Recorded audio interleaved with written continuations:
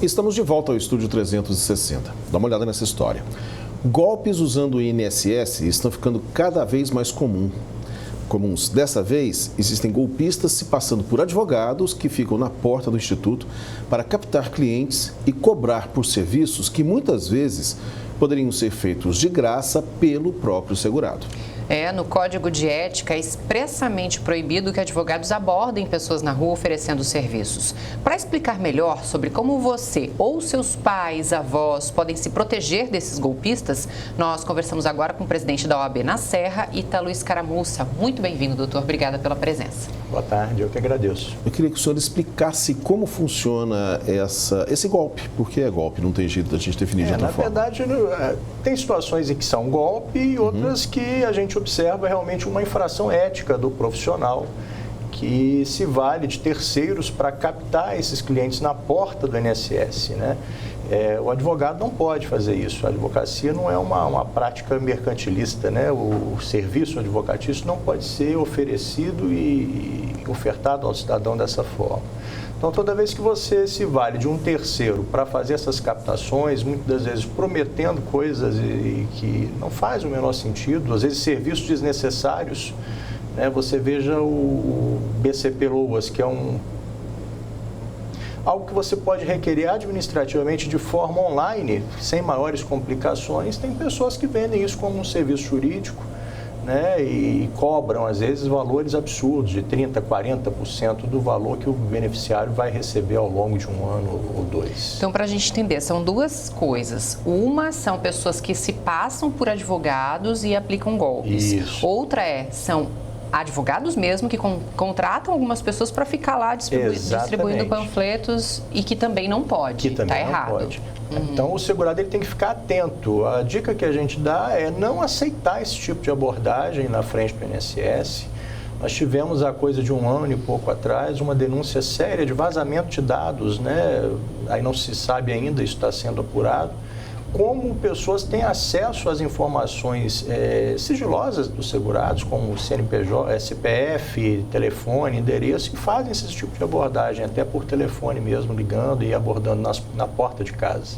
Agora, é bom a gente sempre lembrar ao segurado que ele tem uma série de serviços que já são oferecidos pelo INSS. Tudo bem, a gente sabe que o INSS está longe de ser ideal, há atrasos, há demoras, mas principalmente em relação aos pedidos feitos pelo segurado, isso hoje está muito mais facilitado. Os aplicativos ajudam muito o segurado, não? Sim, sim. Você tem um problema sério de inclusão digital, né? Sim. Às vezes o segurado não tem muita habilidade com aquilo, e para isso tem os bons profissionais, os advogados e até pessoas que podem fazer isso administrativamente.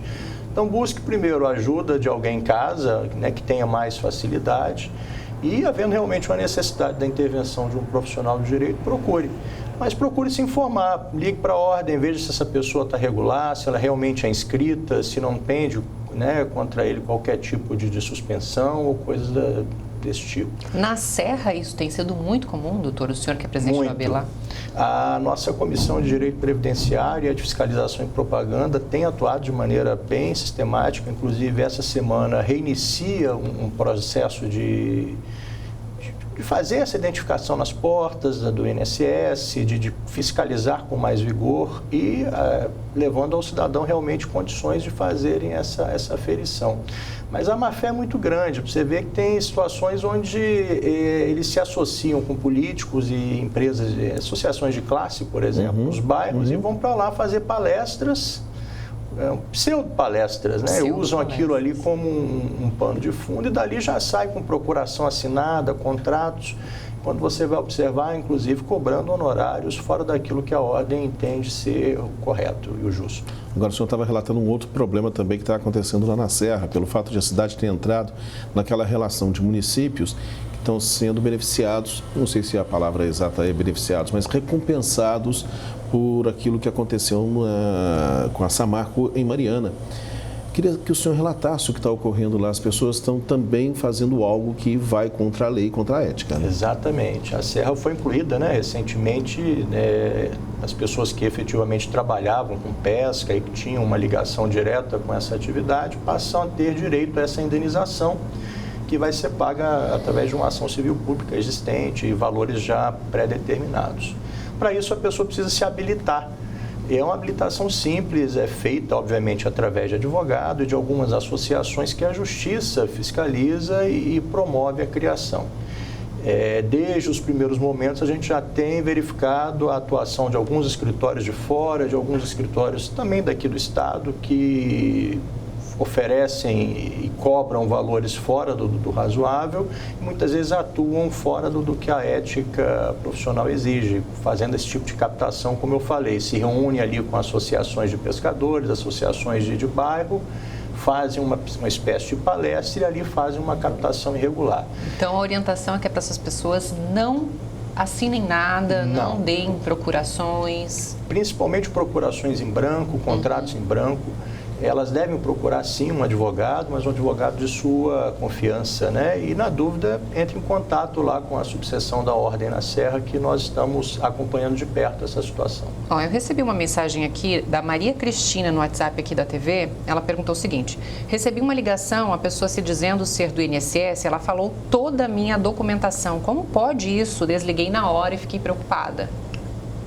Isso é uma atitude criminosa, né? Hoje já está em vigor no Brasil a Lei Geral de Proteção de Dados. Isso tem aí penalidades altíssimas aos organismos e empresas que permitem, né, a facilitação de acesso a esses dados. Eu tenho situações assim absurdas. A pessoa nem recebeu ainda a carta, por exemplo, de concessão do benefício, já tem banco ligando, abrindo conta e oferecendo. É verdade. Né? Então, há algo de muito sério acontecendo no INSS. Isso precisa ser efetivamente observado e analisado, sobretudo pelo Ministério Público Federal, que é quem tem a competência para apurar esse tipo de crime.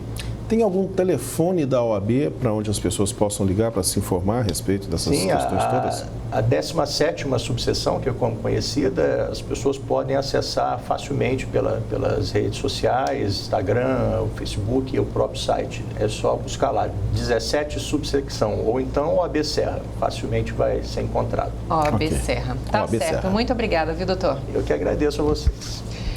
Vamos agora ver as vagas de emprego disponíveis nos Cines da Grande Vitória. A capital está com 572 vagas abertas. Só para ajudante de carga e descarga de mercadoria são 30 oportunidades. O endereço para fazer o cadastro é o trabalhavix.vitoria.s.gov.br. Cariacica está com 696 vagas de emprego. Só para auxiliar de expedição são 100 oportunidades. O WhatsApp da agência é esse aí que aparece na sua tela. Na Serra, a semana começou com 293 vagas. Entre as ofertas estão auxiliar de logística com 10 vagas e auxiliar de carga e descarga de mercadorias com 30. Acesse o site maisemprego.serra.s.gov.br. O Cine fica em Portal de Jacaraípe, no Pró Cidadão. Para terminar, em Vila Velha, são 115 vagas disponíveis para vários cargos. Para promotor de vendas, são 11 oportunidades. No site da Prefeitura, procure por Trabalha Vila Velha para ver mais vagas. O Cine fica no Shopping Boulevard. Intervalo e na volta falamos sobre o bullying. Você vai ver que a tecnologia pode ser grande aliada para combater o problema nas escolas. Até já!